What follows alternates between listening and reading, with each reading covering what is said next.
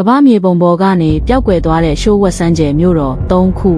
ကမ္ဘာမြေပုံပေါ်ကနေအစအနံမကြံပျောက်ကွယ်သွားခဲ့တဲ့ရှိုးဝက်စန်းကျယ်မြို့တော်ကြီးတွေအကြောင်းခင်များတို့သိပါသလားဒီနေ့မှာတော့သမိုင်းပညာရှင်တွေတောင်အဖြေရှာမရနိုင်သေးတဲ့ပျောက်ဆုံးမြို့တော်၃ခုအကြောင်းကိုပြောပြပေးသွားမှာပါ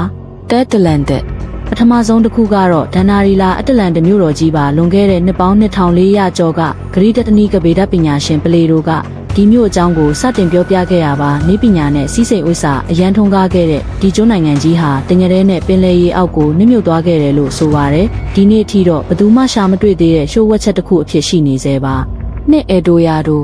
ဒုတိယတစ်ခုကတော့တောင်အမေရိကရဲ့တောနက်ထဲမှာရှိတယ်လို့ယူဆကြတဲ့ရွှေမြို့တော်အေဒိုယာဒိုပါစပိန်စူးစမ်းရှာဖွေသူတွေဟာရွှေတွေနဲ့တိစောက်ထားတဲ့ဒီမြို့ကိုရှာဖွေဖို့သူတို့ရဲ့ဘဝတွေကိုရင်းခဲ့ကြပါတယ်တကယ်တော့ဒါဟာမြို့တစ်မြို့မဟုတ်ပဲလူမျိုးစုကောင်းဆောင်တယောက်ရဲ့ထူးခြားတဲ့ရွှေစည်းကျယ်တဲ့ဒလေးတစ်ခုသာဖြစ်နိုင်တယ်လို့နောက်ပိုင်းမှာယူဆခဲ့ကြပါတယ်သုံးပုံပေ